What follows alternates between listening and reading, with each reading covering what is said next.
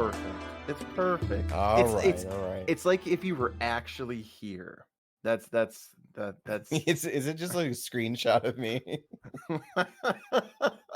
No, no, man. It's cool. All right, all right. All right, let's go. All We right. got this. That's up and weird. Fishbowl number 13, I believe we are on today. We have myself and we have some other hosts here with us. Hey, what's up? I'm Clark. Hey. Oh, I'm Seth. and that was Seth. And we will be doing, like I said, Fishbowl today. We're not gonna keep on talking. We're gonna roll the wheel to see what we land on. And it is the Canadian wildfires. What would you Oof. know? Imagine That's been a hot topic in the news today, or I guess throughout the week. It has been, I think we all have family members or someone that this has affected. So, do either one of you know anything, or has this, I guess, affected you guys? The Canada wildfires. I do, but Clark looks like he's just chomping at the bit for this. you can see me. Oh my gosh! Yeah, just because you don't have a camera, you can't see. You can. I can see everything. So, first off, the facts. Yes, Canada is on fire, and it's most of like most of the province of Ontario and things like that. And I'm not going to go into geography stuff here and say how far north it goes, but I personally am not affected by this at all. I'm way too far south in the United States. But we've seen all the pictures of like cities like Philadelphia and New York and Baltimore and DC. Even I think it's gone as far. Well, if it gets to Baltimore, it's going to get to DC too. So I think Boston also. We've seen pictures come out of there. So it's moving kind of south and east, and it's all drifting towards those major metropolitan areas. But the thing I wanted to bring up on it is a conspiracy that I heard from a TikToker he's a prepper guy, and he had a time lapse map, and I don't know what program it was. It wasn't something that he generated. Obviously, it was actually some kind of national like NOAA like sanctioned map that he was watching of the time lapse of it, and he pointed out that the fires all started kind of simultaneously, like almost together in unison, and that's despite being hundreds of miles apart. And I just found that kind of fascinating because we know like when you have the California wildfires, it's usually dry season, lightning strike, somebody with a stray campfire they don't put out, something like that causes a dry wood fire that gets out of hand. So I just found that interesting that it was like it didn't have anything as far as like storms going over this whole area, things like that, and like all of these little plumes start showing up at almost at the exact same time, and I just find that funny. It looks almost coordinated, and that was his. I don't know why that would be a test or an attack or a exercise of some sort kind of thing, but I just found that fascinating that they show the time lapse and like all these plumes of fire start at the same time, even though like the two, like the most northern one and the most southern one, like origin were like 900 miles apart. So If you go into stuff across the internet, Clark, I think this is the video that you're talking about. I dug some digging, and I'm pretty sure that this is the one because I've seen that same video that you're talking about, and it really is kind of a head scratcher as far as how does, like you were saying, two fires 900 miles apart, how do they all start at the exact same time? Mhm. that is a screenshot from the video I saw. That is it. Wow. Okay. You know what's interesting is I've heard basically the same thing, but the weird thing is I've heard that there's multiple witness. Now I'll try to find where I saw this and put it in the same thing whenever I find it. But um, that not only coordinated, but around the times right before the fires were started, drones were spotted and people were reporting that. And Ooh. so then my mind goes, okay, let's say in a hypothetical that this is coordinated and everything. The UK recently they've been doing. There's been a lot of now. everybody falls on one side or the other when it comes to climate and human activity and everything, but that's not really the point. The point of this is in London, they're planning on charging people to drive their cars at certain times of the week or whatever, and then have climate lockdowns. But basically, like, that whole thing with the COVID, it was like, "Oh, this seems really weird and specific," that it always felt like a beta test for something bigger because it was kind of loosey-goosey, but then you see this kinda stuff coming out of the UK. They've already, um, I think what was it?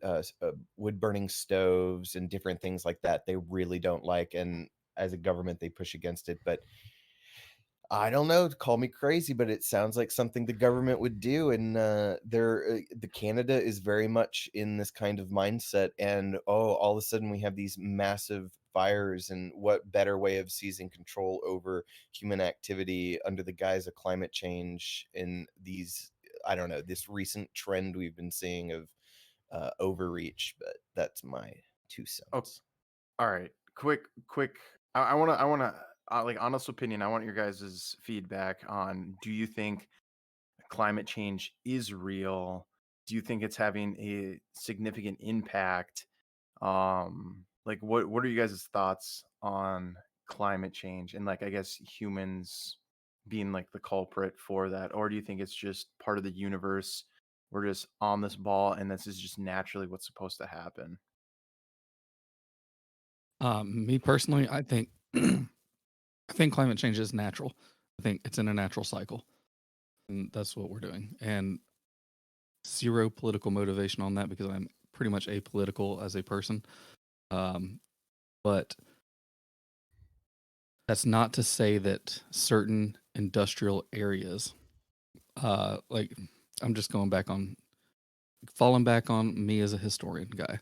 Uh, I think that certain areas like London in the Industrial Revolution did pollute their immediate areas and surrounding areas. Same thing with a lot of our like big metropolitan areas are just overpolluted. I mean, you can look at Beijing right now and see it's got the constant smog. They had to get the smog machines, to get the air clear for the Olympics and things like that. So I mean, you can't deny that you or we as a people can, pollute small areas that terribly.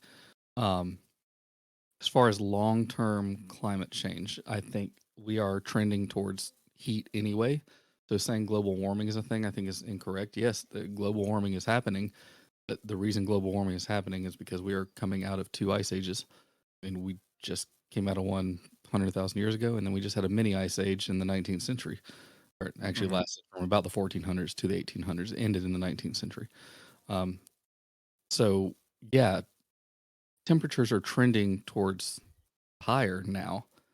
It doesn't necessarily mean human interference. Now, like you also said about us just being on this ball floating through the universe, you know, is this natural? Yeah, to a degree. I mean, we are kind of parasites on this planet. So as our population keeps growing and we keep doing certain things, for me personally, I think pollution is worse than what we're doing to actually affect the climate. Um, so how we're polluting oceans, polluting just land, certain things like that, putting things in the ground. There's a bunch of different things that we've kind of whoopsied and messed up a lot. Um, and then, like I said, it's not going to change because our population keeps growing, and we're not changing. We're not coming up with better methods. We're trying on small scales to come up with better methods, but I mean, nothing's really grown because you still got old school mindsets, and you got a lot of money backing a lot of those old school mindsets. Mhm. So you know, um, take that for what you will. I think that we can and should find some alternate forms of fuel and things like that. I mean, obviously nuclear is way cleaner. You know, you got to admire the big wind turbines the Dutch use and things like that in Belgium and things like and a lot of the flatlands in Europe, things like that. But I mean, the options are available. It's just not always feasible, especially for a large population zones in the world. Yeah.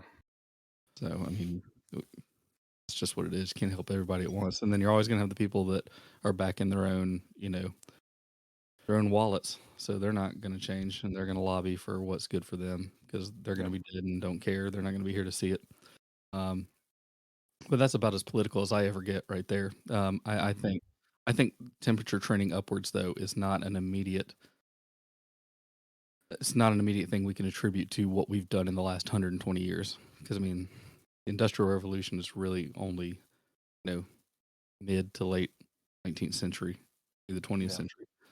So I mean, you got to think we had nuclear power within a 100-year span, honestly, of the Industrial Revolution from 1850 to 1950. We went from like huge overscaled petroleum use and coal burning to nuclear power. Yep. So if you're telling me we ruined the entire world in a 100-year span, wow, then this planet's a lot weaker than you're giving it credit for. It's gonna correct itself. Yeah. So I mean, if it has to be a day after tomorrow kind of event, so be it. It will correct itself. That's interesting. Seth, what That do you was think? that was a scary movie. I remember going to see that movie by myself when I was a teenager, and the Statue of Liberty froze instantly. I was terrified. But all that being said, before I say all of this, I do need to, you know, uh, full disclosure. As an internet personality, one of my bigger sponsors is Halliburton, but that in no way is about to, slant my opinion here. I don't think.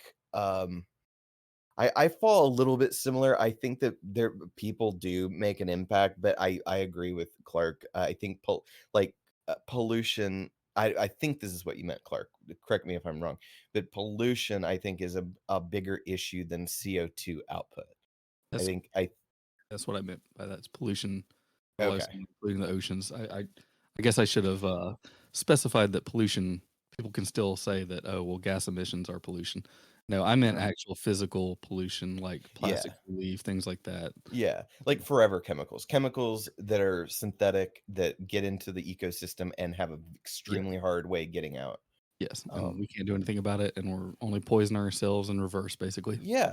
I mean, our taints are smaller on average than our ancestors, Look, and that is because of Monsanto, bro. Did I hear you correctly? Yeah, there's an entire study about, they've been measuring human taints for I'm being serious. I know I joke around a lot, but this is very, very real. There was a scientist that wrote a book on it, and, anyway, yeah, the, glyphosate and, plastics and all of this in our environment, seems to have a direct impact on our taint size. And the bigger picture is endocrine disruption. So that's my point. I know it's Okay. funny, but yeah, endocrine disruption in general that could be a side effect. But yeah, Why that why all do why do I just have like this picture of my head just like of someone like spread eagle and like someone just like with a little measuring tape you just tell yeah. me a better way of measuring a taint, and I'm all ears. Wow. All right, But sorry. no. So, but yeah, see, like all that chemical stuff aside, yeah, that stuff has tainted the environment. It's difficult, and then yeah, nuclear is way, way cleaner. But the stupid factor that people have done, like when we did a whole bunch of testing out in the Pacific, there's whole island chains that were so badly irradiated that we had to put concrete domes over them, and the workers that worked on those are dead because they got bizarre cancers. But all of that was nuclear testing. The actual energy output we is did is, that on is we did really that on good. purpose. Yeah, exactly. We were figuring out how to destroy stuff. But yeah, if we just had I mean, so back to the carbon thing, in my opinion, I mean, that's exactly what trees and foliage inhale. And I don't know. I don't see the CO2 being as big of an issue as blatant corporate pollution. Uh so what was the question Well, again? Was it the wildfires? Yeah, wildfires. it was but quick side note on that. I know what island you're talking about with that concrete dome. Are you aware Mhm. that that concrete dome is like cracking and leaking radiation right now. Ugh, don't say that. It's I'm playing Fallout right now. The radiation like really makes me paranoid. Yeah, I was watching a like a little mini series, and they were talking about like that's like the America's Chernobyl, and that dome that they put all that like waste and everything in is it's cracking by the day, and it's just like it's falling apart, and there's no one trying to fix it or do anything to Man. whatever. So it's kind of scary. We Yeah, have have we have oh, go ahead. listeners. Do we have listeners in Pittsburgh by any chance? Because isn't that where 3 Mile Island is, right outside of Pittsburgh? Oh, Ooh, yeah, I think so. Yeah, drop in the chat, Pittsburgh. Open the yeah. chat. Shout out. Have you ever seen radiation those okay, so they have these vapor chambers. I forget what liquid they put it in, but it's a really particular liquid, and then they put some radioactive isotope into the chamber, and you can see the free particles, like the excited particles jutting off, and they leave these vapor trails in these tanks. It's pretty wild. But basically think of little itty bitty atom sized bullets that are going the speed of light, messing with your DNA strands. Like that's what radiation is, and it's super creepy because you can't And just like feel it. it's just tearing it apart and everything. Yeah, just those little tiny, it's like when we were talking about the space junk that's in our atmosphere or out in space or that's Mm, orbiting us. And whenever if we have something up there that's really important, the odds of things just blasting through it that are really tiny or high. Or those, but anyway, but yeah, the those little tiny invisible atom-sized bullets just flying through and decimating genetic code. So every time a cell replicates, there's all these errors because the information's been broken. That is so terrifying. And we don't get X-Men powers from it, guys. Yeah. yeah, we don't get a cool trade off. You get the power to die quickly and painfully. Yeah, yeah, you skin sloughing off. Remember when the toxic waste hit everybody in Family Guy, and Oh, everybody got all these cool powers, and all Meg could do was like grow her nails like yeah, her a nails little grew bit. out. Oh, by the way, I looked it up, and 3 Mile Island is actually closer to Harrisburg than it is. It's actually a pretty decent ways from Pittsburgh. Oh, So it's closer to the capital, and it's on the Susquehanna River. So if it is leaking stuff into the Susquehanna River, by the way, that goes um, all the way into Virginia and out in the Chesapeake. oh man. Wait, how long ago? What year did 3 Mile happen? It was the 70s, I believe. Didn't they make a show about that recently? Mhm. They called it like heavy something. There was a particular particle they were worried about with the surrounding town. Yeah, it's on Netflix. I don't know what it's called, but I have seen trailers for it. Oh wait, Kylo Ren's in it. Oh, Driver. Yeah, yeah, Adam Adam Driver, Driver. he's in it. Or he's in one of these. I'm pretty sure. But yeah, Yep. could you imagine like the government or some private business fucking up so bad that you have to worry about lymphoma in a few years? Sounds like Iowa. Was it Iowa or was it Illinois? The one with the fucking chlorine shit. We talked about it. Ohio. That's it. The Ohio. train derailment. Yeah, yeah. Yeah, Or that something chloride. yep. Mm, Um, well, this will. Do you guys have anything else to say about the Canada wildfires? We're kind of skewering off from that right now. it's all We'll just hop. connected. Yeah. Well, this one is kind of on the same lines with nuclear and all that good stuff. I tossed it into the stuff across the internet, so you'll have to watch it. It is a video. It's the GBU-28 missile that South Korea has created. It is terrifying. If you're a listener, again, you're gonna have to go to. I mean, you could probably just type that into like any Yeah. Google chat, the GBU-28 missile from South Korea, and a video should pop up or images. Or you can go to our Discord, stuff across the internet. The link is there. but this thing penetrates the top. It's a bunker district. It's essentially like a what do you call it? A bunker. Buster. Thank you, bunker buster. Yeah, where it penetrates the top of this house. Goes. It's like over like this house is like on a bridge. Goes through the bridge, blows up everything underneath it, and then just boom, the top of it I, goes off too. It's I like the amazing. little I like the little the crash test dummies with their Yeah. evil plans. They have like a chalkboard. Yeah, they got everything going.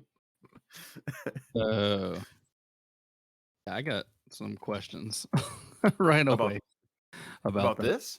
Yeah, I mean, the video is 100% real. I get that, but as far as the technology, and North Korea is notorious for this, doing demonstrations on Well, that's South outdated Korea. and South Korea's. Yeah, yeah, it's not North They said it Korea's. was North Korea's. Either way, why is that set up in the way to go through something that's not buried? Like What do you mean? it's not truly a bunker buster if it's. I guess they're doing it for display, so you can see the damage it's Yes. doing. Oh, Okay, that's Yeah, what I was 100%. wondering. And also, I mean, it's doing. I mean, it does a decent job of going through that and everything. It just doesn't look near as heavy as like some of our J dams are like 5,000 pounds. I wonder how much that thing actually weighs. Mhm. I don't huh. know, but I thought it was a very very cool video. Even though, like, again, yes, it is a demonstration. If you wanted to see the true potential of it, yeah, you would need to like something completely buried, like all four corners and everything, really going in there to see what it can actually do. Um Regardless, I wouldn't want to be one of those dummies. Yeah, our GBU 57 weighs 30,000 pounds. Jeez. That's the one 30,000 that's yeah, pounds. that's the one that's dropped from the B2. I just like you gotta feel that when you're taking off as the pilot. You just gotta like if you like without it, you gotta be like, fly like just woo. But then when you have that missile in there or when you have that JDAM, oh my gosh, come on. 'Cause, this is the one that replaced the 5,000 pound GBU 28. So we got rid of the old 5,000 pound JDAMs, and now we got this 30,000 pound. Are you gonna toss it? Are you gonna toss it in the stuff Uh, across the internet? if I can find a video of it, or do you just want a link? Either one. How do you spell that acronym? JDAM? Yeah. JDAM, yeah.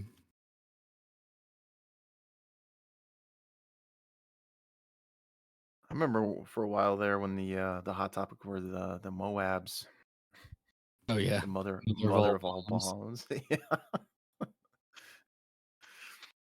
Holy shit. The massive ordnance penetrator. They call it the MOP.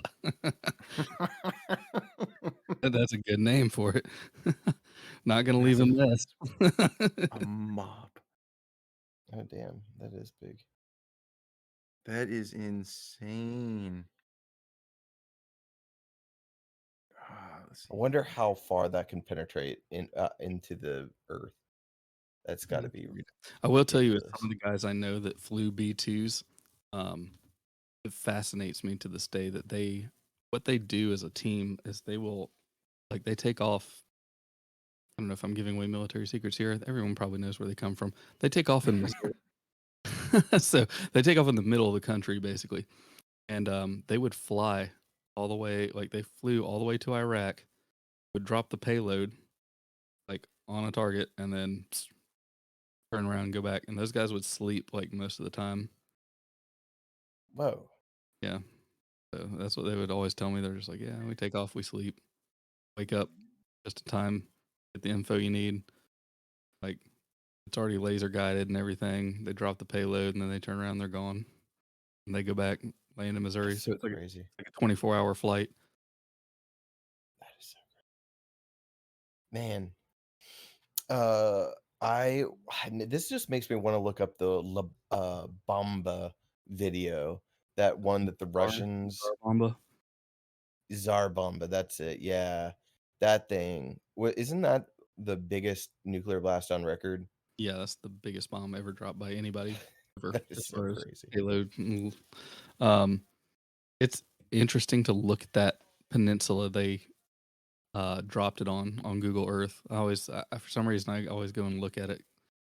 So it What surprisingly still has foliage, but Huh. What do you happen to know the name? Is probably some crazy. not off the top of my head. But it is it's actually it's kind of east of Finland. It's a little peninsula that shoots up from the top of Russia. Okay. I'll find the name of it real quick. I'm watching the this is in 1961. You want me to drop the link to this? You can't. Is it Yeah. is our bomb getting dropped? Yeah. Yeah. Oh, come on. Yeah, I've heard that the concussive force blew windows out well far from this location. So it's called Cape, and my Russian is terrible. Sukhoi Nos, and that's Severny Island. Okay.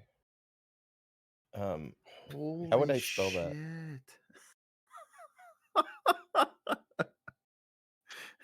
What is going on? And I can't This is remember. like Um, I can't this is remember like if I heard this right or not. But the two planes. So they sent one plane for the film footage for the propaganda, and they sent the plane that actually had to drop the bomb. And they gave them. I can't remember what the delay on the timer was. They gave them a certain like delay so that they could get enough time, hopefully, to get away, but they could not guarantee their safety. They also had to paint the drop plane a different color. Like they had to paint it in some kind of coated paint so that it wouldn't just like immediately like burn like the aluminum of the aircraft itself. So jeez. like it was scorched on the bottom. Like the plane was painted like in a white paint and it was like scorched all on the bottom because it was literally like the heat blast was burning through like the paint. That Holy is insane. Now that shit. was a neutron bomb, right? I don't know specifically because when you start looking at that, it's really funny because we just call the original one, they call it the atomic bomb, and it was using tritium, it was using U-235 uranium. But then we had tritium bombs, and then we had hydrogen bombs, and that's why you start hearing H bombs and stuff like that. Yeah. Um, at that point, they just start talking about yields and they're all thermonuclear bombs at that point, so they don't just call them atomic bombs and stuff. But what they're using, I would have to actually look. I think let's see if I look at it now. They're saying they're used 238, so you're 238. So You as a listener, if you've never seen this Sarbamba bomb before, it is amazing. It is like I want to say that's like stock footage that people use in movies. Like I'm that is sure like he used it in like Metal Gear. I'm sure Hideo Kojima's used it in Metal Gear Solid. So. Yeah, yeah. So was it dropped on the north or the south part of the peninsula? Because I'm on the island. It's north. It's close. It's actually kind of like almost 3/4 of the way up and a little to the west coast from where I've Okay. seen it was dropped at. So You'd think they would have a little Google marker where you bomb dropped Zarbamba. here. That would actually be kind of cool for Google Maps if there was like little tags, like Yeah. events that like play things that happened. Google Earth has it, but I guess it's not on this version. I don't know. Yeah, yeah. I mean, it's a nice desolate wasteland to drop something. yeah, I mean it's All the poor you just fish, though. You imagine how many fish got fried by that? Just got boiled. It's Just just that's how you delete something from reality. It didn't just die, it was deleted. oh yeah. I mean even with like Hiroshima and Nagasaki. I mean, have you ever seen the shadows? Yeah. Oh, yeah. I mean, Yeah, literally. Fallout did that in Fallout 76. Like every now and then I'll find a shadow on like a piece of concrete and it's really disturbing. Mhm. There is an anime director, creator, something like that that depicted like what the event was like through anime. And have you guys seen this video? Do you know No. what the You know what movie it is? It's Ghost of the Fireflies, isn't it? it might be? I don't know the actual movie, but they just have people melting, and there's like a dog on a bridge that's like Mm. looking at it, and then it's just like its eyes get ripped out of its socket and its fur burn. It's crazy. Yeah, I'm pretty sure But that's the Fireflies, if I'm not mistaken. yeah, yep, yep. Scary Huh. stuff. Scary Yeah, stuff. good chat. Yep. Yeah. Well, anything else to do with bombs before we move on to the next topic? Oh, sorry. We It's should Grave of the Fireflies is I believe what it's called. Great.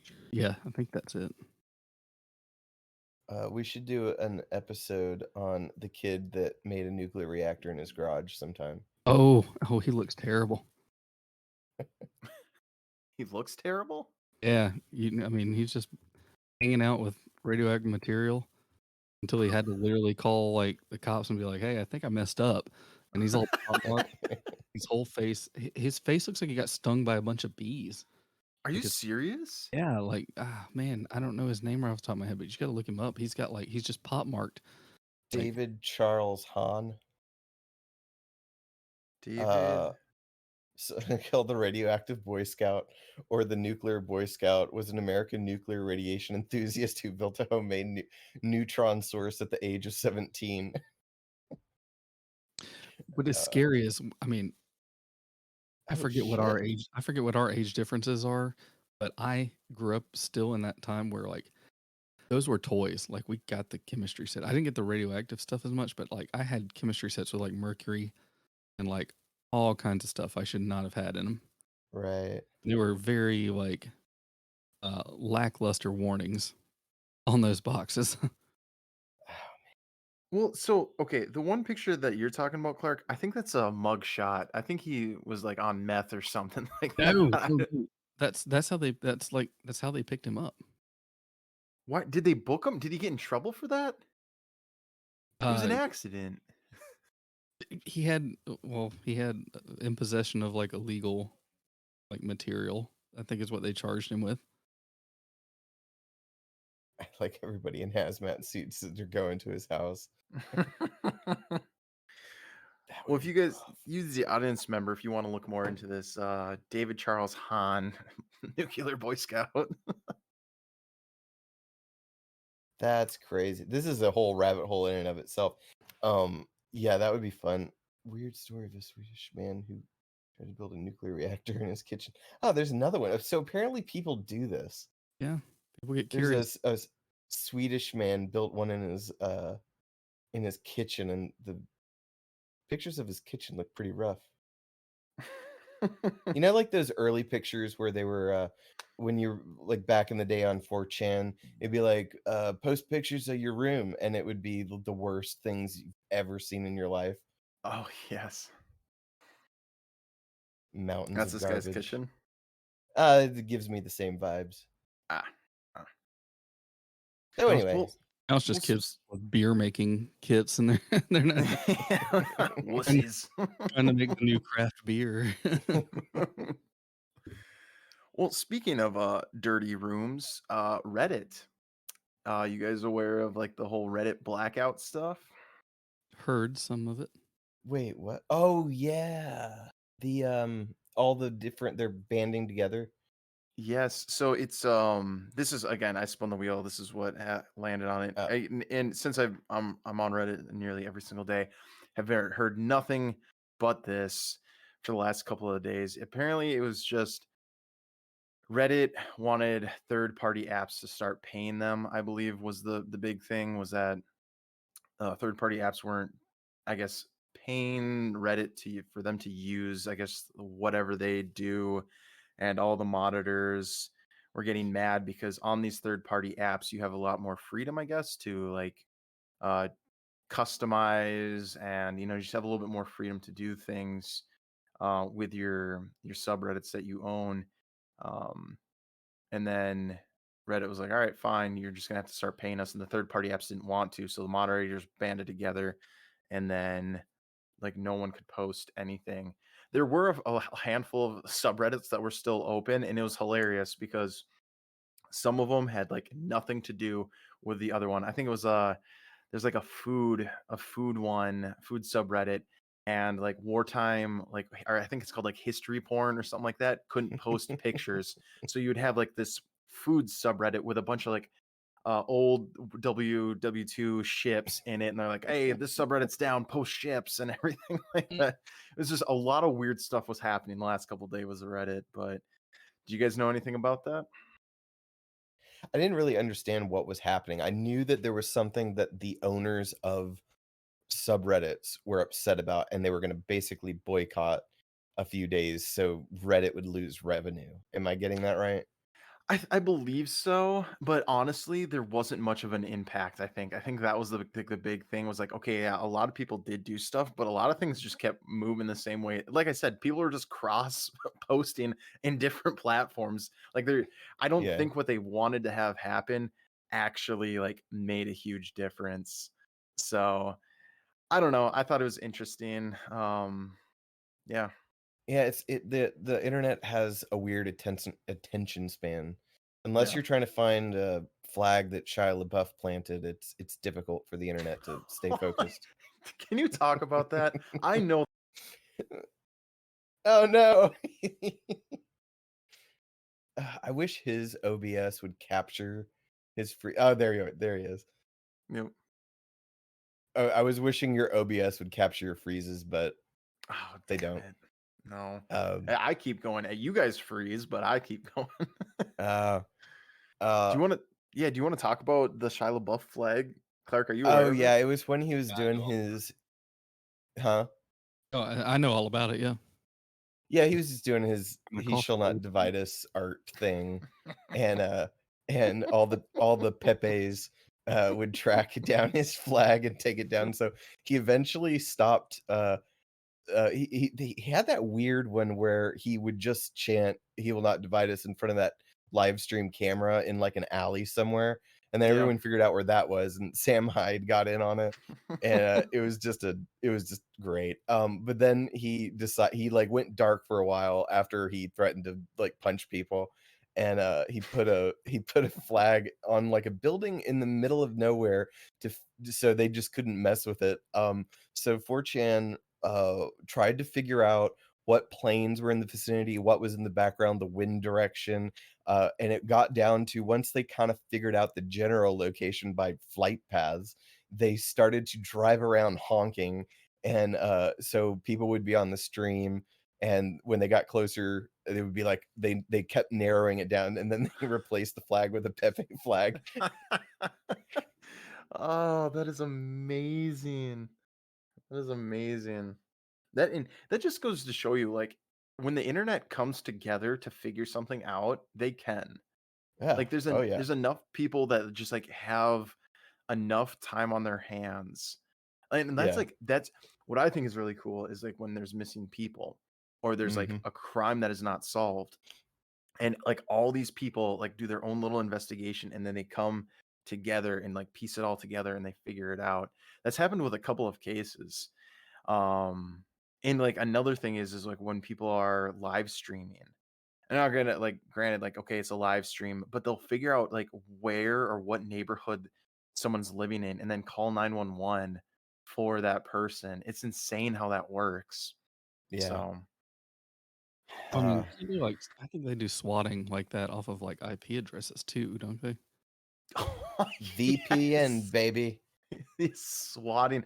Wasn't that a huge issue for a little while? Like people were calling the SWAT teams on like the Twitchers. Yeah. Um, Uh And speaking of but people doing good things, one of the ones I saw, also, yeah, I mentioned the Reddit, like, forums where people like the "What is this?" forum, and, like, they were able to solve crimes based on, like, a piece of plastic, and they found it was a hit and run. They found, like, what truck it came off of, like, people passed it along, and they're like, "This came off of a 1991 Chevy Silverado," and, like, it was just a jeez. piece of black plastic, like a triangular piece of black plastic, and they were able to find out what it came from. They found the truck, like, a mile away from where the accident happened. It had recently been repaired and painted, and so they arrested the dude, and they're like and he confessed. Things like that where it's just like you get experts that come together, and it's just like, "Hey, I have one random expertise, and you can solve a crime," based Yeah. on that's crazy. there was one that I saw recently that I thought was very interesting, and it was, same thing, similar. I don't know how they found this guy, but it was people in a VR like Oculus Rift or something like that. I can't remember what it was, but they were like in this dance club thing. I don't know what it was supposed to be. It was a meeting place thing though. And then one Yeah. of the avatars was on the ground twitching, and the people said, "Hey, I think he's having a seizure." Whoa. And they were able to like find out like with his like whatever his username was and all that kind of stuff and backtrack it and everything. And they found out where he was and called 911 and got them to go to his house or whatever. And he like thanked everybody and he's like, "Yeah, I'm epileptic. I had a seizure," something like that. So I just thought Wow. that Yeah, you probably shouldn't be doing VR if you're no, you epileptic. shouldn't. But I thought it was interesting that they like recognized that was what was going on. Yeah. That is pretty cool. Yeah, there's so many negative things. The internet does definitely do some pretty positive ones. Um, uh, man, how yeah, I need to look that up on how IP addresses are traced to a physical address. That's weird. I'm aware of it, which is why I use VPNs a lot, but I don't know, that creeps me out because I'm not exactly sure on how they do that. Past me. Past me. Hmm. You know what's crazy is uh background checks and how they work. Um what's really weird is they have, you know how I'm sure you've seen one or two in your life, but like they'll have an area for like possible emails and they'll give you a percentage aggregated of which one is most likely associated with the person you're doing research on. What's Mhm. weird about it is I think of all the different things that ask you for your name and address that are linked to your ultimately linked to your email. So like shipping or purchases or this or that. I I what I don't understand is what mechanism is aggregating all that information. Like who's sweeping that up? I mean, I know the government can do that, but what private industry? I guess all those terms and services that you're signing away without even reading might have something to do with that, but I've always wondered that. Yeah, I mean they're selling your information.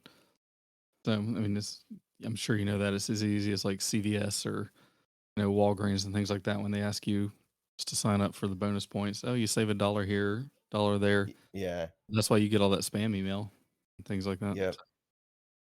And they know what you Yeah. buy the second because every time they scan it, then from then on, it's like, oh, you might be interested in this. It'll go great with your lavender and rose body wash or whatever. Yeah. Amazon's getting way too good at knowing me. Their algorithm knows exactly what to show me and when, and it's I got to throw it some curveballs, mess it up Yeah. No, I don't have a problem with Amazon. I think Facebook Marketplace is hilarious in general. in general because it's seasonal and it's weird. So like I don't use it. I've never bought anything off of it, but every now and then I'll look at like Facebook Marketplace and it's always for like music equipment. It's always guitars, it's always car parts and or just cars for sale because I'm interested in what cars are kind of locally around here and people are selling and stuff like that. And so it'll be car parts, guitars, and then usually like I said retro toys and things like that. And that's what I'm most interested in everything.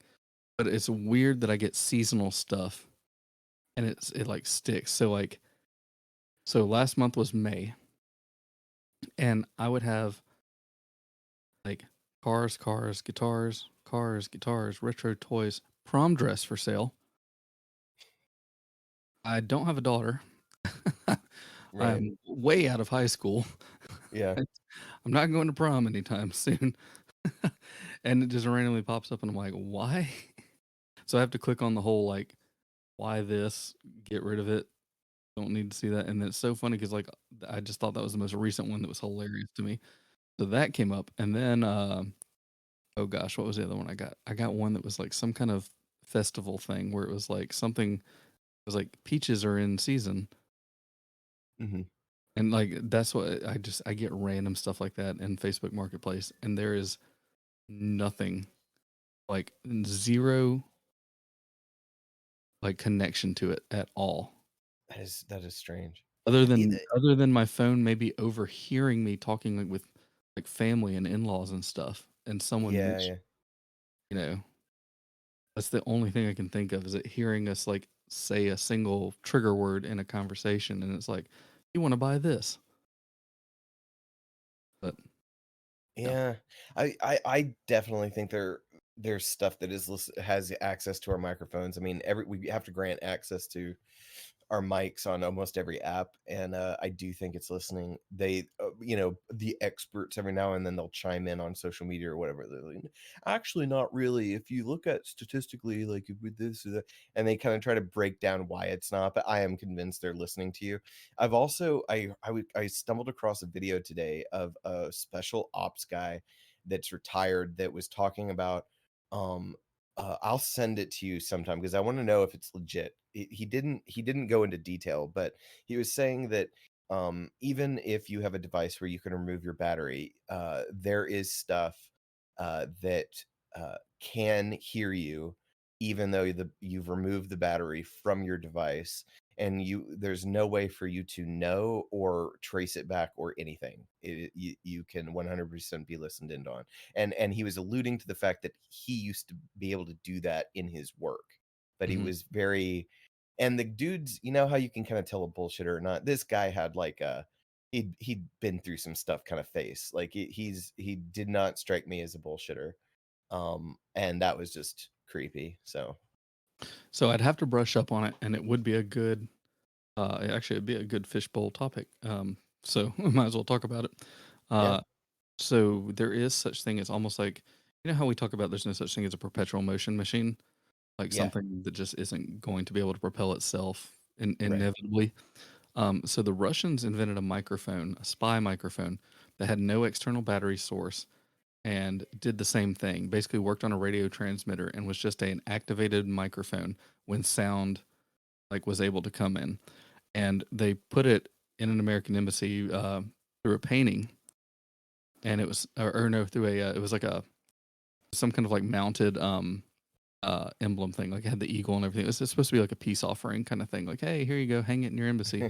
Yeah. And they were literally like all they had to do was have something, a car in range listening, and as long as there was noise being made to make the microphone come on, the radio transmitter would actually send it to them. That's And nuts. so it took them no sweeps. Like even when they found out, like they knew information was being leaked from that office, and they would sweep the entire thing, and they never got anything. They couldn't figure out where it was coming from because the thing gave off no signal.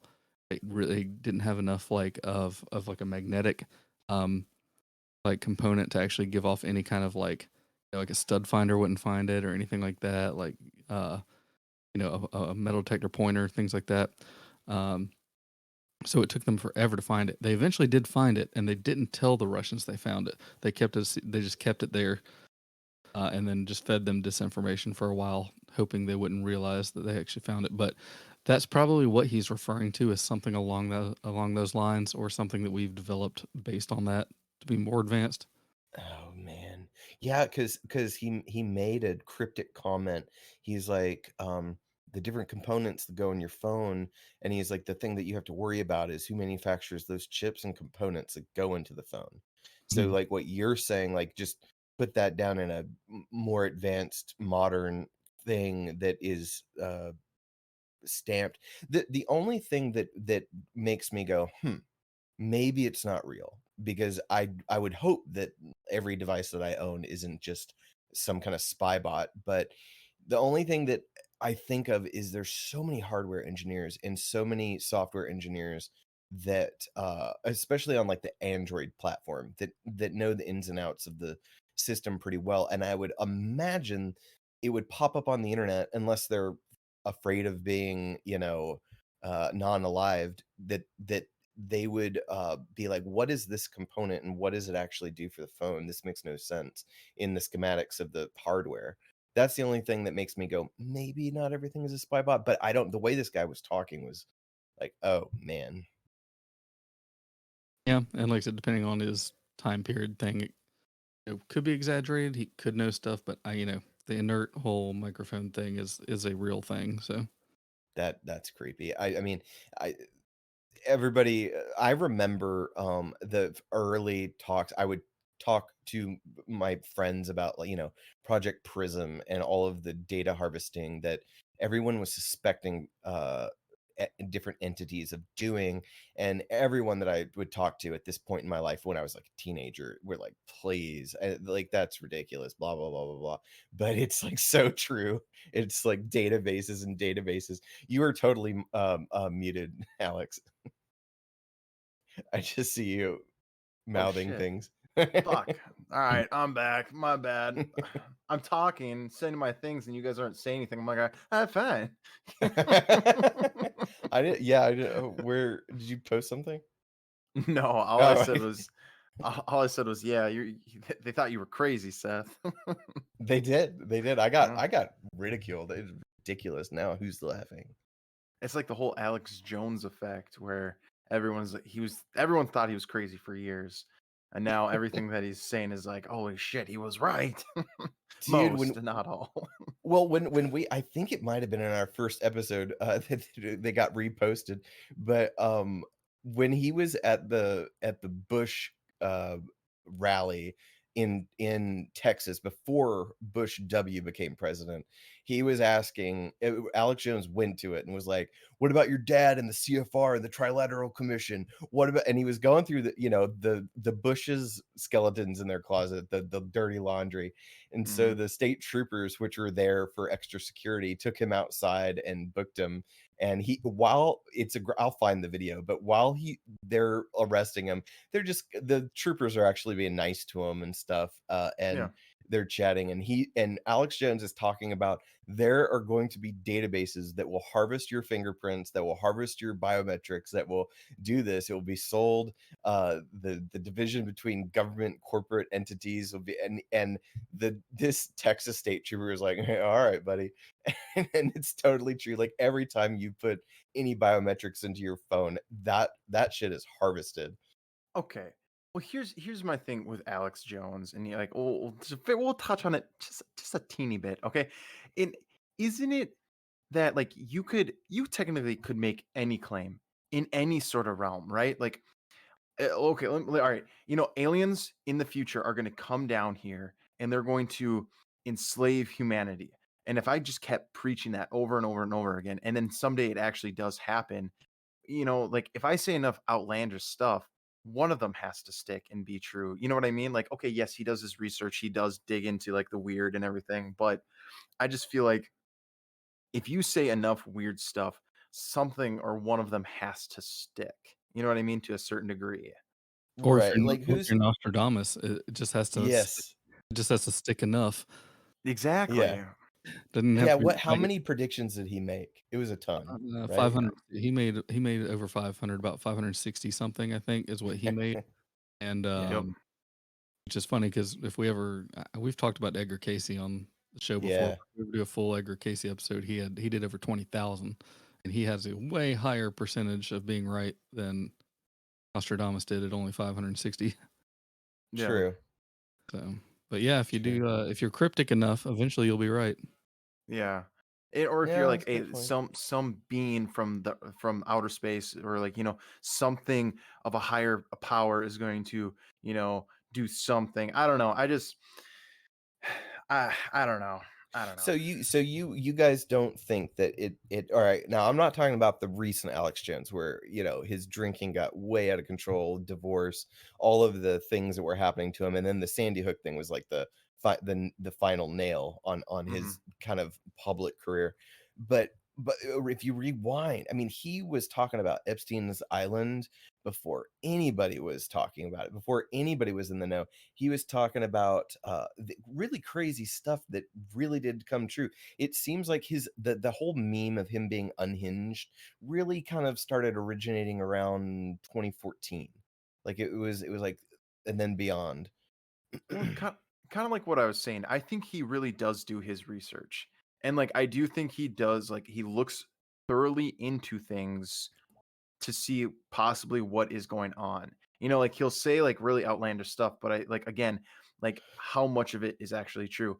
Okay, so he looked up, all right, all these I don't know where his starting point with the whole Epstein thing was, but I'm sure it's like a whole rabbit hole, and I'm sure he has a whole Mhm. spider web thing in going on in his room.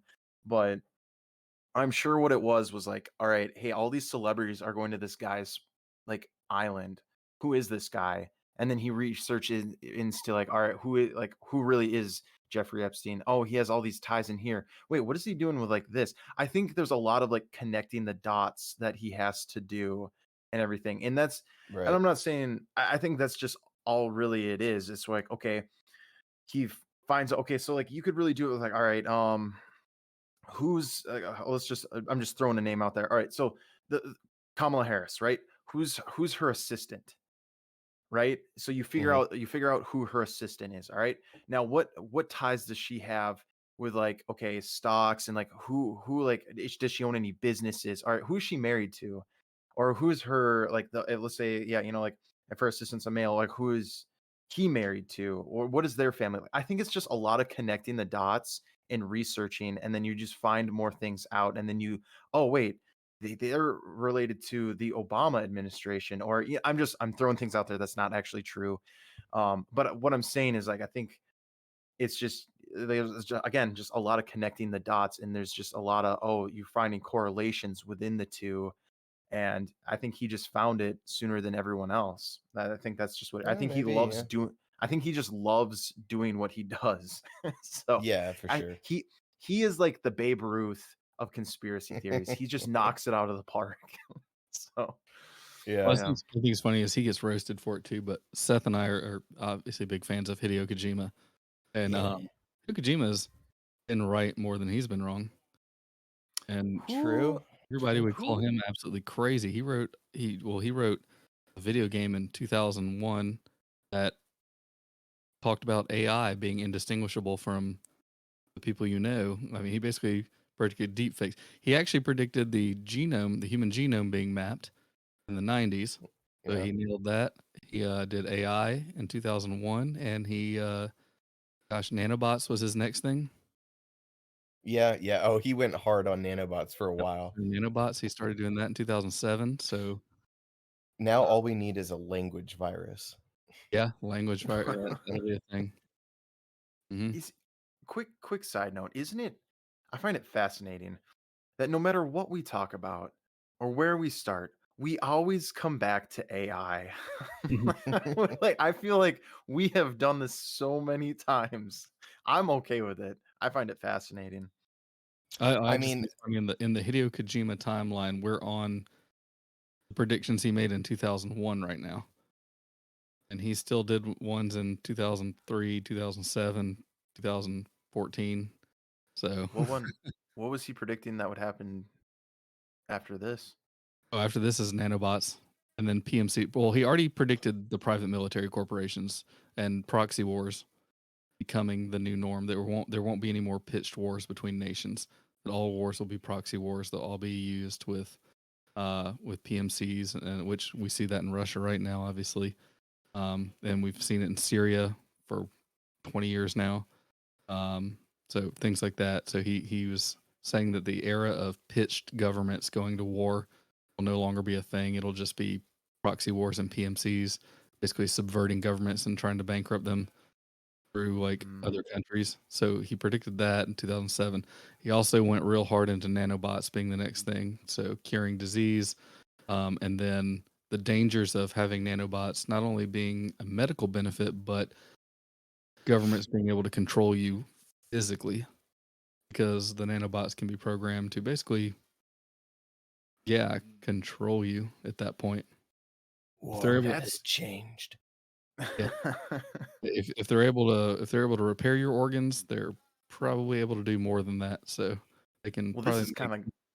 this is kind of going on the topic of like what Seth and I talked about. I think during the 5G conspiracy was the whole Neuralink thing.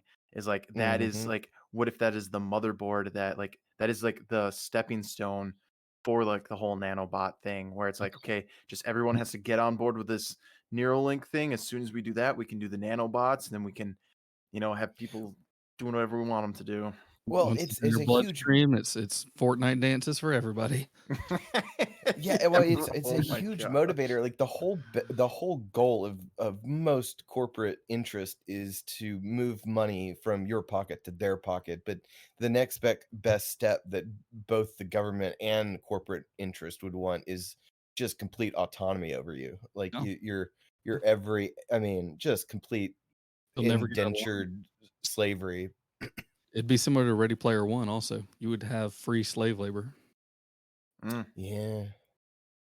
Like Oh if man, you, yeah, if you didn't act right or you stepped out of line, guess what? You just got sent to a camp and you physically can't do anything about it. yeah, yeah. Oh, they'll turn your chip off. I mean, we should have what's his face back in from Kilgrid. He has a whole thing about like what do marks do?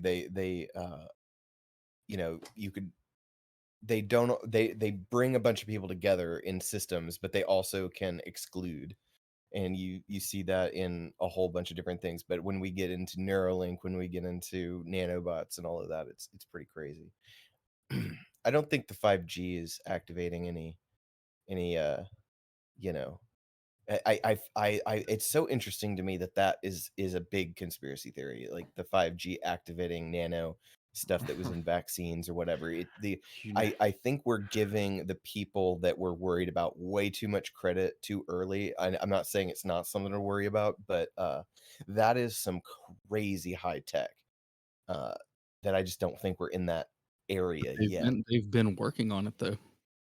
Yeah, It's I know. it's already in. I've seen some nanobot things, but nothing that impressive. Have you seen something new? I haven't looked at it recently because it was, I think the big fight in the mid 2000s, like going into the 2010s, was like stem cell versus nanobots. Like what was going to be, mm, Right. where should we back our money on as far as healthcare and like things like that? And I'm sure there were people who thought, well, with nanobots, we can also kill people when we want to. Yeah. I Stem mean, cells, you can heal. Nanobots, you can heal, but nanobots also can be programmed to kill at any time too. So you think about but that. but but there's a middle ground there that I really do think is more than likely. It would be just programmed biology. I mean, you get the kind of the characteristics of a healing cell or whatever, but we're past the CRISPR age to where you can program cellular functions. And let's say, okay, rather than figuring out how to engineer all of these completely from the ground up synthesized things. We've already got this natural template. Let's just monkey with some kind of virus or some kind of cell to make it do the functions that we're seeking. I would mhm. think that would be more likely than synthetic nanobots. I think we're closer to that than that. That's true. But I still think there's gonna be companies with backers and those are gonna vie against each other. So Yeah. What the creepy idea is corporate entities figuring out or patenting certain code sequences. And what really bothers me about that, if there is such a thing as genetic vaccine things, what would happen if uh corporate owned uh, snippets of code start to uh, get in the germline? Like that has some Mm, serious, uh, you know, social rights and just human autonomy and law and all kinds of questions. I know that there's a discussion between what companies can patent in terms of, so there's I believe you probably can correct me if I'm wrong, Clark. There's a percentage, like if a company like Monsanto creates a completely new thing or whatever, or modifies an existing thing, I believe there has to be a certain percentage, or they can't like patent a natural product. Or but you have things like Roundup Ready corn, which is heavily genetically modified, that is patented. And so one of the issues is cross pollination. Monsanto watches very carefully for seed savers, which is one of the reasons they engineered suicide seeds, but also if that Monsanto crop drifts across to an heirloom crop where a farmer is really trying hard to get away from that noise, that genetic information gets into the heirloom crops, and then you have a whole another litigation mess. True. I just wonder how much wasted manpower it would be to watch that. I understand what you're saying, but like, I, how would you be able to tell other than you had two cornfields next to each other and one all of a sudden mysteriously has like 3/4 of its crop die, but not 1/4 of it, and then Right, obviously right. the Roundup, corn isn't there. Resistance, yeah. So like, would they be questioning? Do they have the Monsanto police come rolling up in black SUVs to? I mean, I know they used to do that when it came to seed saving before they engineered the suicide seeds. They were very, into that. I don't know what they do now. Yeah, I don't know. Like I said, I'm not too. I know all about what they did as far as the genetically modification. Like I know that, but uh, as far as how they enforce that or would Yeah, legally be able to prove that, I don't know how you would do that. So, yeah. but yeah, it would be the same thing, and also it would start creating, like you said, with not only autonomy, but like if you got sick from something and you were technically branded by one corporation, can you only see certain? You can only see Monsanto doctors? Only see Sorry. months. You've got You know what I your mean? That's the one thing. side of your genome is all owned by us. Whoa, what's this Monsanto? Yeah, that would isn't that's like what you were talking about, Alex, the repo men. Yeah. It's Yep. gonna come And repossess some of your genes. and this all just like it all this reminds me of like a society like equilibrium. Like whenever we talk about this stuff, that's what I imagine someone like whoever it may be. I feel like this is what they envision society should or is like heading towards is like the equilibrium where everyone is on a schedule, everyone is doing this, and it's just very to the book. I don't know. I don't like that. I don't like that at all. I mean, don't get me wrong. If someone was teaching gung kung fu, I am for it. But past that, no, thank you. Yeah. Oh yeah, like I said, I'll take the nanomachines in a second if it makes me immortal, like and like badass. Well, Oh yeah. true. Or if there was okay, so we kind of talked about this on the 5G one too was the like the benefit of all of this stuff. So there was a guy who was paralyzed. You might have heard of this, Clark. He's in Sweden, I believe, and he has Bluetooth connected to his spine. So like to his legs, and he can actually walk now because of it. And it's so cool to see something like that, how technology can help in such a good way. But almost like what you were saying, there could be a kill switch, kind of like in Repo Man, where it's like, hey, you up on your payment? All right, guess what? You're not gonna walk anymore. And then they turned off his Bluetooth. I'm not saying they will do that, but I'm just saying it's a scary thought. Um, and I think just with technology too, it moves so fast. It moves so fast that I think there is that worry. And we don't know what people are up to right now in those laboratories, like what because we're always what we see, we're always what, like 10 years, 5 years behind what actually is going on right now and what is open to the public. So who knows? Like there could be nanobots. There could be like a monkey infused with nanobots right now and they're making it dance, like who knows? Yeah. And like the pile of dead monkeys at Neuralink, like there might Yeah. have been a couple that actually did work. We just don't get to see it because it's imagine imagine if like the monkey or okay, I'm gonna stop using the monkeys, but maybe there's a sea otter, right? And that's I don't know. It could be like tweaking out, and it could just be horrible to look at, but it is alive, so technically it is working. So I don't know. Technology can be a scary thing. And you brought up like how fast technology moves too. Here's another horror scenario for you guys. So Sweet. what if we're able to extend human life like to incredible like lengths? Okay, so first off, can the human mind take it? The human mind is not built first off to live 190 years. So Mm. even if they're able to correct that, let's say they're able to correct that, and you still have your mental faculties about you. What happens if you're injected like with today's nanobots or something? We'll go with that. And 70 years from now, you know, I'm over 100 at that point.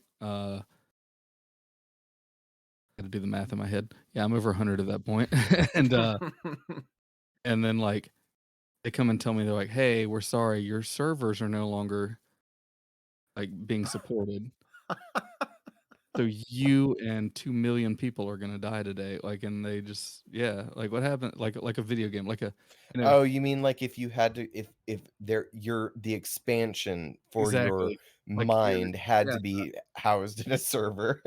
like an MMO. Like when World of Warcraft runs out, World of Warcraft has been going since 2004. Yeah, yeah, yeah. And it's been 20 years almost. It's Like, been a great run, guys, but we're gonna have yeah, to shut the servers down tomorrow.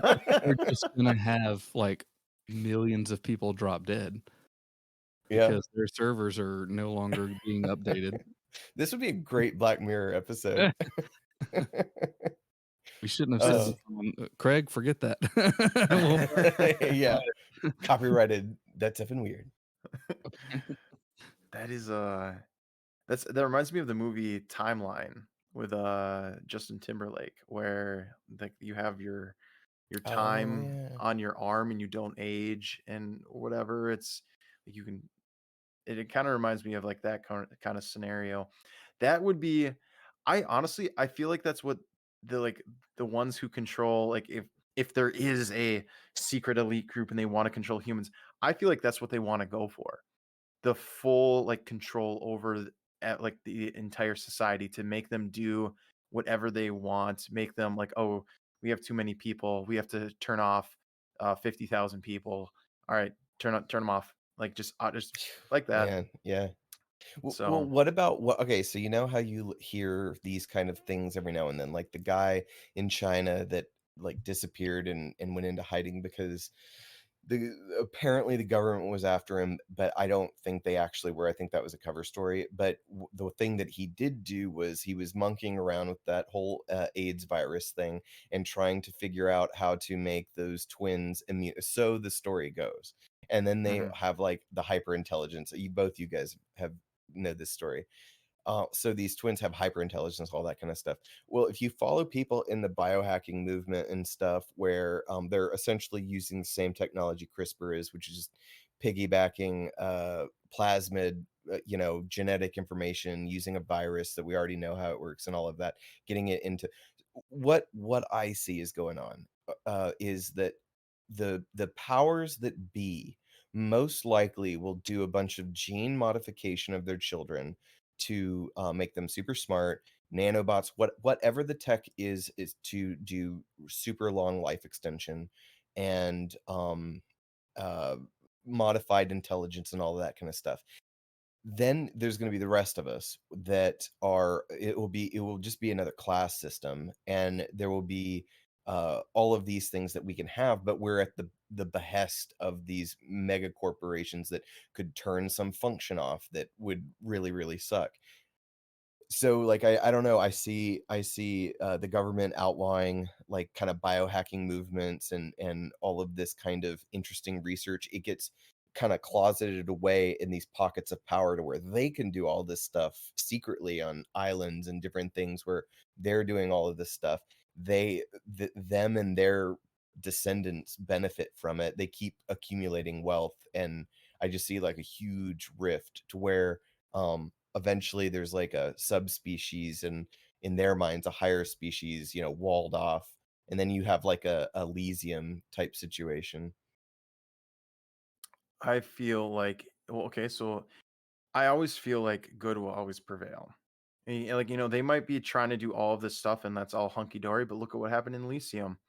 Like their Yeah, that's true. society, like I always feel like no matter what, like, yeah, there might be some dark times, right? There might be a time of like, and like where there is that class separation, but I do feel like at some point there will be an uprising to where good will always prevail. And I think that's just how it is. And I don't know, maybe there, okay, let's say, and it may not be some like fantastic action movie type thing, but what happens if one of those class, one of their, what if one of their sons or daughters is like, this isn't right, like this is not right, that Right, yeah. there's this segregation of the subspecies. It shouldn't be like that. Who are we to say, like, and so I always feel like it's just this pendulum that is swinging, and it may swing far one way, but it'll come back to the other way, and I just feel like that's how it always is going to be. There'll never be that perfect society, and I think we've talked about that, like what would make a perfect society,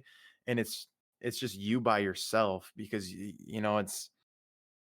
we're ever human beings are so different that it'll be hard for everyone to get on the same playing field with, like, okay, so for instance, um I really don't like cars, right? I don't think we should have, I'm just using this as an example, but like I don't think people should use cars anymore. Like they're loud, they're noisy. It would be better if everyone just used bikes. And then you two, like, oh no, the cars are way better. It's a faster means of transportation. So it's just humans are so different, and it's just always going to be a pendulum that is swinging. So You know what? I'll give that to you. And I actually have an example. Because what I just spelt it about was that was all kind of how my mind is wired to like expect of the worst case scenario, or where something leads to. But I kind of think uh you're right, and it's weird for me, but a good example is the AI stuff right now. Like if you follow down my logic that I just said, uh, like such a breakthrough technology, like either crypto, like decentralized monetary platforms, or even just AI in general. All of that stuff is freely available to the average person. And mhm, but in kind of like that weird lens I put things through, I could totally expect if I was seeing AI about to come out, I would expect like the ultra elites boxing it off to where they could only use it for whatever means they want, and then we would be left in the dust. But actually, that hasn't happened. It's extremely available. So is decentralized wealth, or at least the blueprint of it, and yep, a lot of other technologies are pretty much open source. The open source models kind of a really standard thing now. So yep. maybe I'm being all doom and gloom for nothing. Well, and to bring this full circle, and a good way to wrap up the show is like we look at climate, right? We Mhm. we kind of talked about like whole climate change, where it's like we were in these ice ages, and now we're heading towards like a warmer globe, and then the globe will get too warm, and then it'll self-correct, and it'll go back to cold again, and it's this pendulum that is continuously swinging, and it'll always be like that. There'll be sweet spots in time, and then it'll be like, oh, okay, it's super, oh, what are you doing right now? And then it's just, I think that's just how life is. It's just this pendulum that is swinging, and then Yeah. you look at that as like time and everything. I don't know, getting off subject, but Alex is a yeah. secret hermeticist. What, I'm He's studying the American. ancient hermetic texts in a cave somewhere. All that pendulum talk. I'm Uh, American. That's so good. uh, but yeah, I mean, if we have, if you guys want to keep talking, we got time for another one if you guys want to, or we can What do you wrap it think, up. So, Clark? I'm fine. I'm here. all right. Well, to segue from that, I already spun the wheel like 20 minutes ago, but guess what it landed on? Hermetics. Nope. Rando Nautica. Oh yeah, I've heard about this. Randonautica. It was there was, I think the hype of it was maybe a few years ago, not too long ago, maybe like 3 to 5 years ago. That's when it was a really big deal. Um, we had mentioned it a couple of times before we started recording. Seth, it seems like you know quite a bit about Randonautica.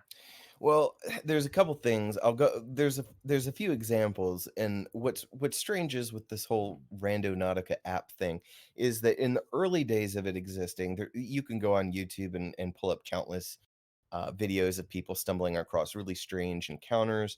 It's basically kind of like a Pokemon Go-esque thing, but it's basically just telling you based on some prompts where to go for an adventure, and so you just follow the map. There's been weird happenings such as a body in luggage on a shoreline that some kids found while using the app, or where because it told them to go there. Hmm. A bunch of like weird things like that. So I think the argument is all right. Or the one about I believe death was a prompt. What was that? There was one where death was a prompt, and then somebody went to a house and like an ambulance was taking away a body. All of these things. So later on, there were revisions made to whatever its algorithm was, and it's notoriously kind of not liked right now. If you can go through the comments of the app itself, and everybody's like, since update such and so, it's not the same, blah blah blah, and everybody's pieced out on it pretty much. So one of the things I've been mulling around in my brain about is I think kind of a breakthrough conspiracy theory, a new conspiracy theory, and it has to do with something we talked about, Alex. About okay, so let's say there's a sub world and like a world above and a world below this vibrational dimension, whatever you want to call it. What if whatever algorithm was going on with Rando Nautica, what if like a government agency kind of came in and were like, we're seizing this algorithm, and they take all the computers and all the main stuff away, and so the company has to revert back to using like a stock basically no ghosts in the machine. They just use just whatever it is, and now you have nothing. Because the argument is like, okay, well, how would this particular app's main code have any hinkling or connection to the dispatch of ambulances with the death prompts and taking you there? Like that just makes no sense unless some lower dimensional beings were using the algorithm or the AI, if you will, to manifest and kind of get into our reality, almost like a gateway, a key. The government was well aware of this, which has something to do with the upcoming episode that we're going to do on some psychonaut adventures and government funded projects where test pilots went into different realms to bring back high technology from the Clockwork Elves. But anyway, so what if the government, this is somewhat on the government's radar, and they're aware that these beings can somewhat interact with stuff uh, on our level, but for some whatever reason it manifests through tech. And what if that particular algorithm that they boxed and took off to the the Ark of the Covenant bunker, Indiana Jones bunker, what if that particular AI did have some minglings with some sub beings? Because like, how else would it know these kinds of things? Like, kind of syntax error, self-aware code makes no sense. The government kind of sweeped it up as this overarching program for their psychonaut, mapping slash bringing back technology, but also, putting out some fires on stuff trying to break through from their endeavors. And I was just mowing my lawn and thinking about that today. So you're saying it's more of a there's beings essentially communicating with people that are using this to show them what they want to see in a way? Kind of. It's more like, for lack of a better word, we were talking. We had I don't forget how many podcasts ago it was, but we were talking about the idea that AI and sentient AI, we're building the framework or the gateway, if you will, by developing AI for lower dimensional beings to enter in our realm, but Mm. via this vehicle we call AI. um and almost like a possession kind of a thing. You can like possess the AI. And so my mind was kind of running with this idea, thinking, boy, wouldn't that be crazy if there was a government like shadow group that was somewhat aware of things trying to pierce the veil into our reality, and for whatever reason it's happening in tech.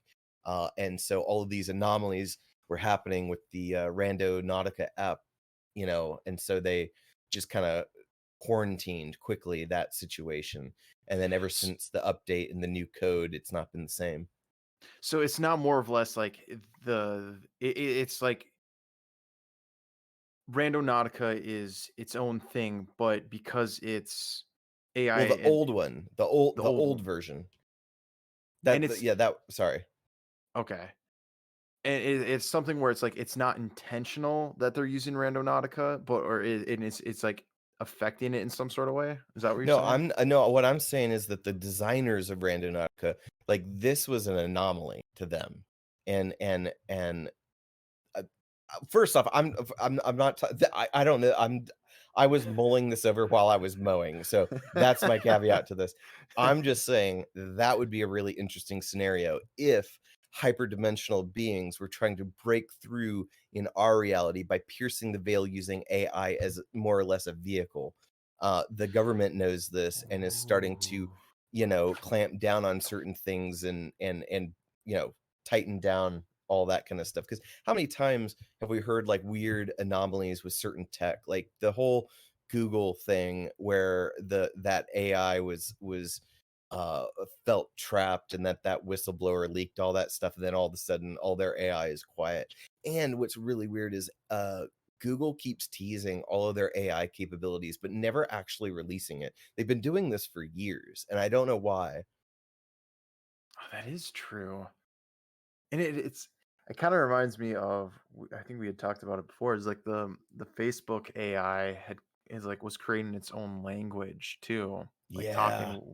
talking with another one.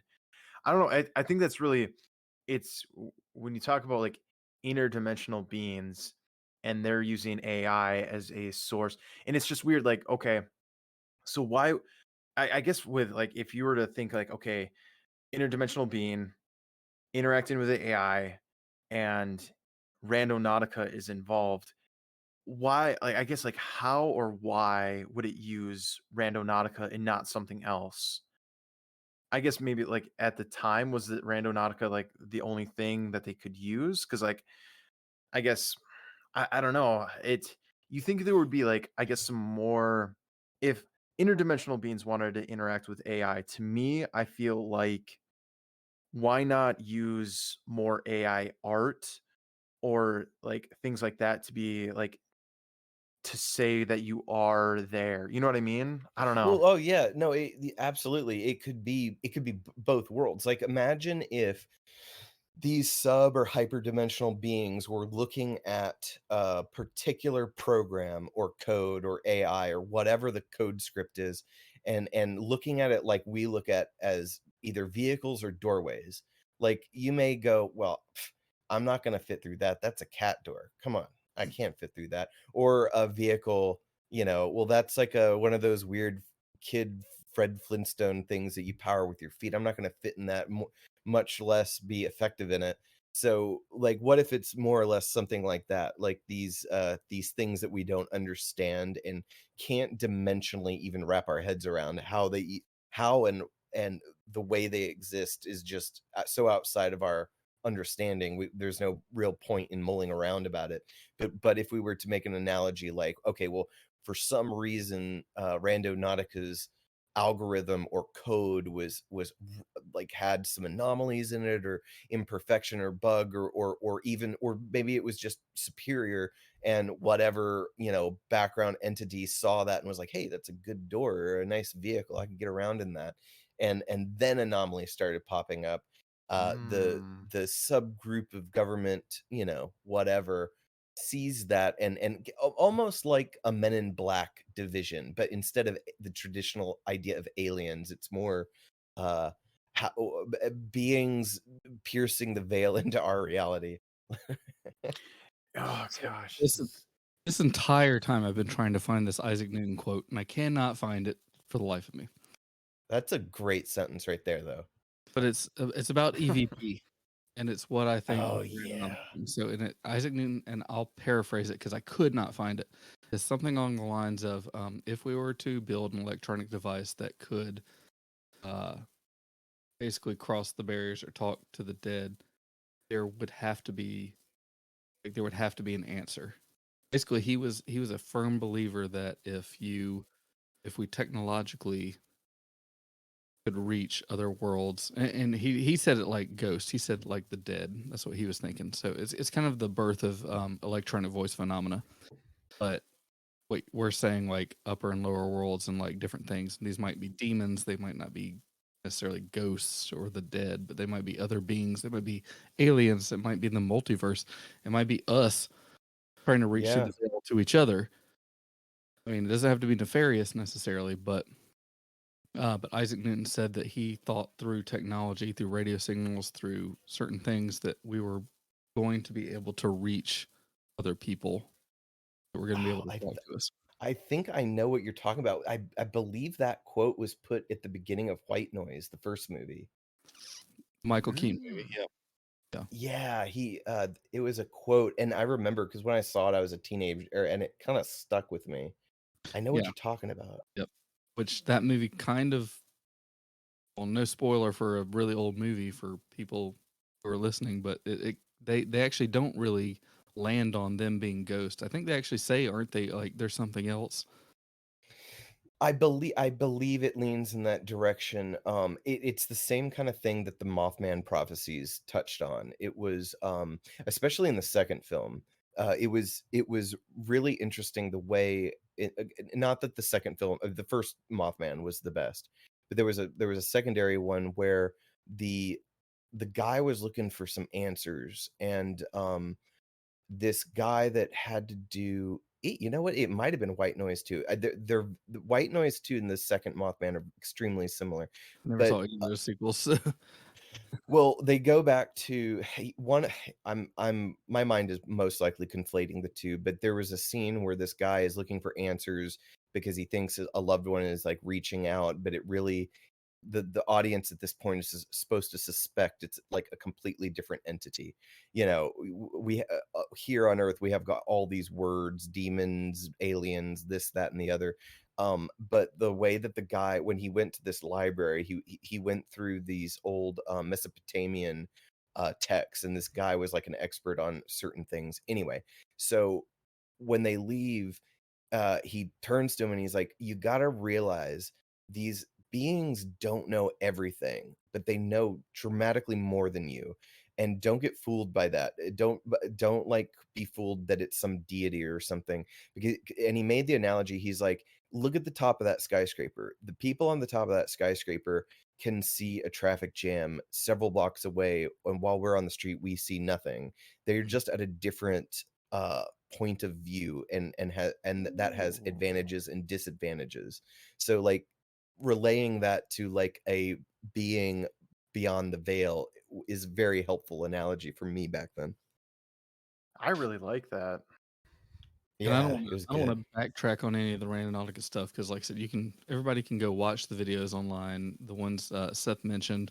Um, they're actually pretty creepy, like the kids that found the body in the suitcase in Seattle, and then, the other one about the ambulance, like, I was actually that one's really cool because it's done in live time.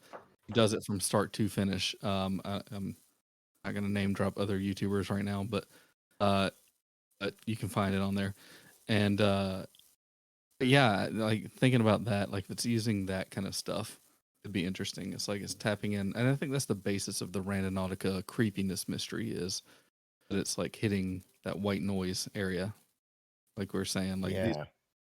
there's you're talking into your phone, sending signal out, and what you're getting back is something necessarily. It might be jumbled, it might be kind of half there, or it sends you somewhere though where they know something bad is like, and it's like almost evil pranksters. And Yeah. there's Yeah. there's a lot of lore, a lot of European lore too about like evil pranksters. They're not necessarily demons, they're not necessarily out for blood, but like you know, there's creatures maybe or things or entities that just want to mess with you because that's what they get their kicks on. Yeah. You Almost like you fear is a sustenance. Sorry.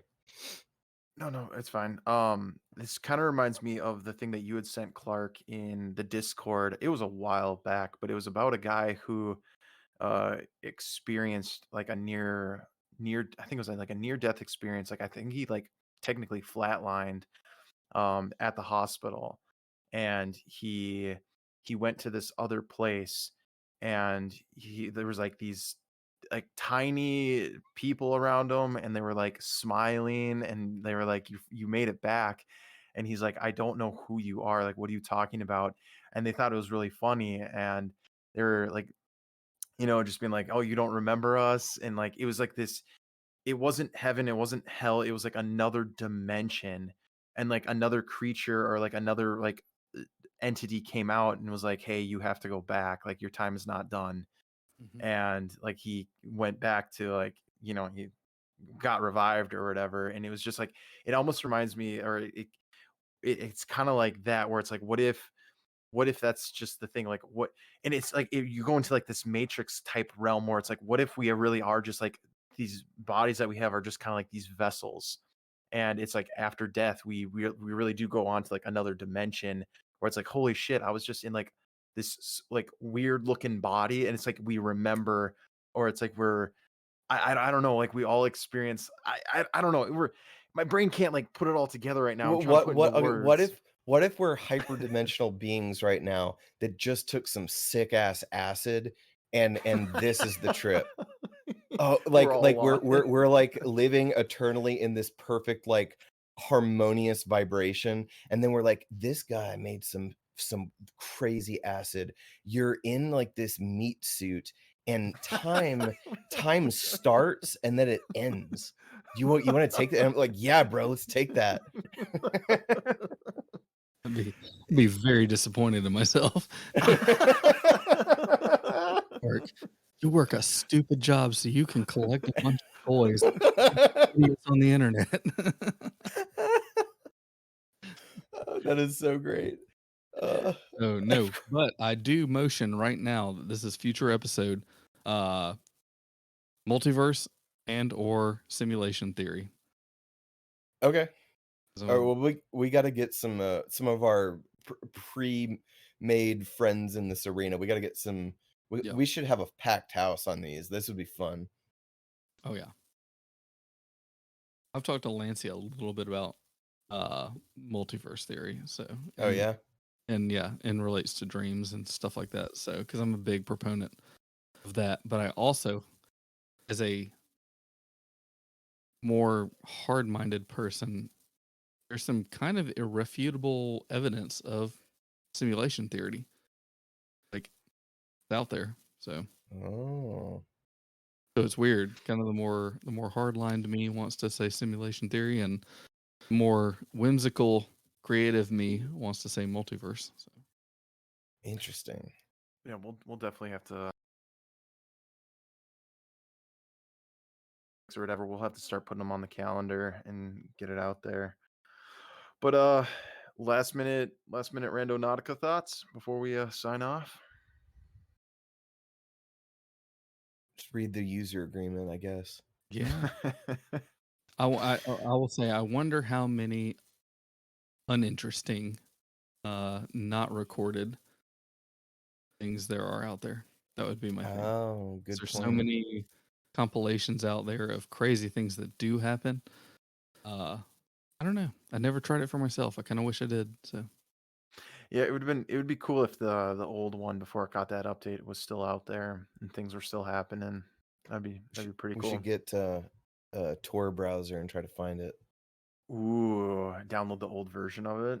And see if it's out there somewhere. Be like putting some messages out on some dark webs. Like, you guys got that OG Someone finally Rando came back. You got that original Rando Nautica code. All right. Well, I know for all the listeners out there, we promised that we'd have our merch store up so you guys could buy some stuff. That is still in the works. We'll get it out ASAP. I'd probably give it probably by beginning of July we'll have everything no shit up and ready. We'll start adding that the t-shirt link. It's I'm going to fuck up the name. It's like Zellas, Zazzle. Zazzle. Thank you. Zazzle.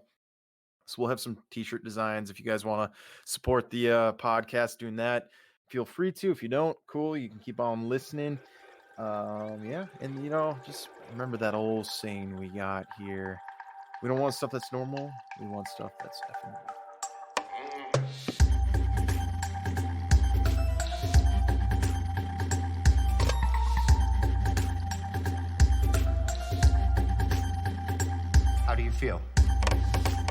Well, sir, I feel like a